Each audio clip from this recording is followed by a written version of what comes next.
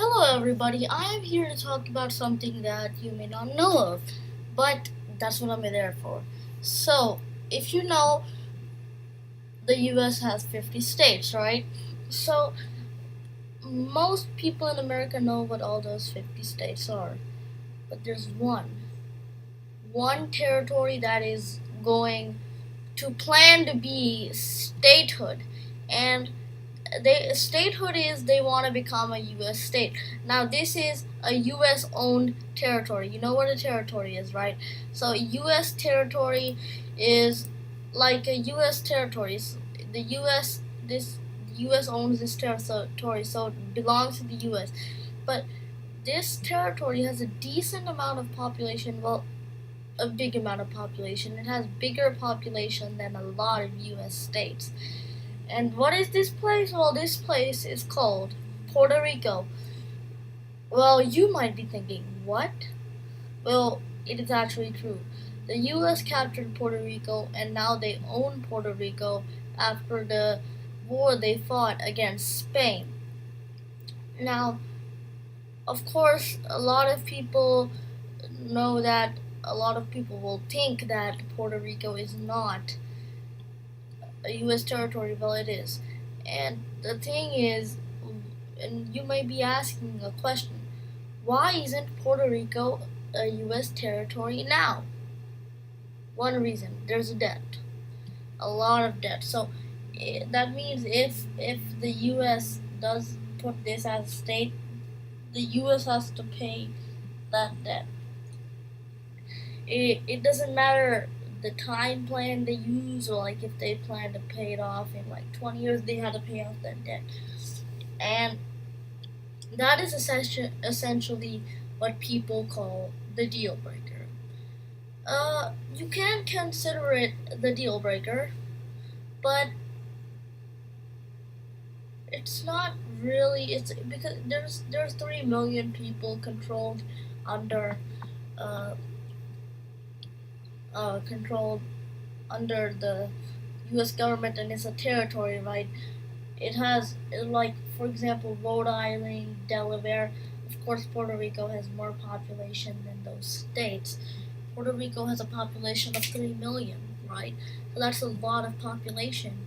And the majority of people in Puerto Rico are speaking Spanish. So, but take this, right? So once the U.S. captured this was about uh, 150 years ago. 150 years ago, yes, and they captured this land. And Theodore Roosevelt, he said to uh, make all the Puerto Rican people citizens.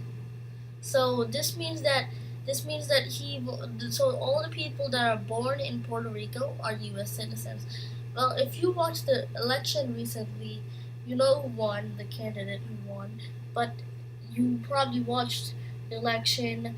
Their states have electoral votes. Well, Puerto Rico cannot vote. That this mixes things up a little bit, and this confuses us. So essentially, they are U.S. citizens, the people in Puerto Rico, but they can't vote in Puerto Rico. So this means one thing. So a lot of people in Puerto Rico are going to Florida. Cubans are in Florida, and Florida has a lot of Puerto Ricans too. And if you go to Florida, if a Puerto Rican does go to Florida, this means that those Puerto Rican people can vote in an election because they are U.S. citizens. So that's weird if you think about it, but it's actually true because they are U.S. citizens. They can vote, but not in Puerto Rico. So even if you're in an election, so if there's election time, you can take a plane on Florida. If you're in Puerto Rico, you can take a plane to Florida and then vote. And Florida, of course, is the a huge a huge amount of electoral votes in the election. But let's not talk about that. So, well, are the Puerto Ricans wanting statehood? Yes, they are. The current governor of Puerto Rico actually does want statehood, but he actually put a referendum. A referendum is all the citizens of Puerto Rico come to vote, and they vote, and they had the option. They had three options: stay as a U.S. territory, become independent, or go for statehood. About 97% voted for statehood. Well, that's not the end of it. That's not you can say, well, they're gonna be a state now, right? Nope, it's not the end. First of all, then we got to do Congress. Congress is always the one where these kind of referendums fail and stuff. So Congress stops everything. But Congress, if Congress does vote for Puerto Rico to become a state, Puerto Rico gains seats. So this means that this would make the a higher chance of states like Alaska or Texas to go out of the union because Alaska 6% of the current population actually support to be their own independent country and exit the union, and the union is the United States of America. And that has a big amount of support. That means for 6% of the population wants to be independent. That is a huge amount. And then you got Texas. Texas is probably the most famous one, where they have, even Texas doesn't have 6% of the population, but they are gaining, like, they do have about 5,000 people supporting this movement. In 1970, they actually made it to the Supreme Court to decide if they can exit the union. Well, obviously that failed because now you know it as a state of the U.S. And now here is actually a flag of the flag of Puerto Rico, and if Puerto Rico does become a state, so if you are in America and you have a separate flag, right? You have a flag for your state. Now this would be the flag for their state because they do have a flag for their state. Yes, they do. And doesn't this look pretty familiar? Yes, it does. It looks pretty familiar.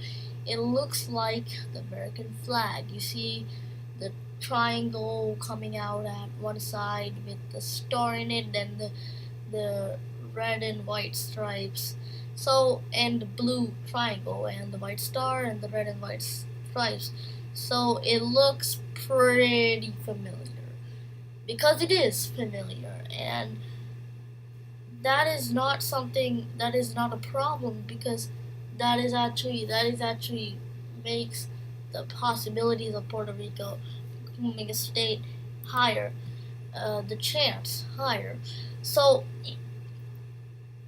this so it would be this flag that would be the flag of the state, and the current governor would probably be the governor of the state if it was a state.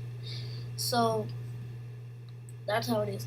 So now you're wondering, is there any cities in Puerto Rico, big cities? Because there is obviously 3 million population, and if you live in a state, like for example, if you live in a state like Nebraska, Oklahoma has Oklahoma City, Tulsa, then Nebraska has Omaha and Lincoln, Alabama has Birmingham and Montgomery and Mobile, Mississippi has Jackson. So, you know, like the states in the US have a big city of the state. And the capital of Puerto Rico, well, first of all, let me tell you, what what is the biggest city in Puerto Rico? The city is called San Juan.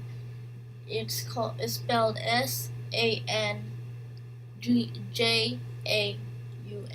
So San Juan is a big city. So it has nice beaches. It is on the coast, if you're wondering. But that is all that is actually there. San Juan is the only big city. There's no two big cities. So for example, Hawaii, which is a recent state that a very recent state that was signed in 1950, where was actually uh, they he, Hawaii has made of a couple of islands. Puerto Rico is not made of a couple of islands. They actually they actually uh, they actually are made of only one island, and the rest of the islands on Puerto Rico, well, there are some really small islands. That's all that is left of Puerto Rico. Now, Puerto Rico, then San Juan is the only big city. Then the rest are just small little towns. Now, the unemployment rate in Puerto Rico is 22%. That is a huge unemployment rate compared to the countries. The U.S. is 4%. So that is probably gonna rise the unemployment rate of the U.S. a little bit, but the president will have to do a little bit of work. That's why, in a recent interview, asked the journalist asked the current president Donald Trump, if you know, uh, that do you want Puerto Rico to become a state? They are pushing for statehood, and then Donald Trump answered, "Well, the U.S. has a lot of work to do, and Puerto Rico has a huge amount of debt. I do not want them to become a state just because of this debt. This debt is going to be a major problem." So he is not a big fan of this statehood act, and he's not because of the debt. That's why. Now, are there any famous politicians that want a statehood? Well, Jeb Bush does. He is the brother of the former president of the United States, George W. Bush. And he actually visited Puerto Rico to push for the statehood referendum. Obviously, you know, or you may not know, that he actually ran for president in the 2016 election.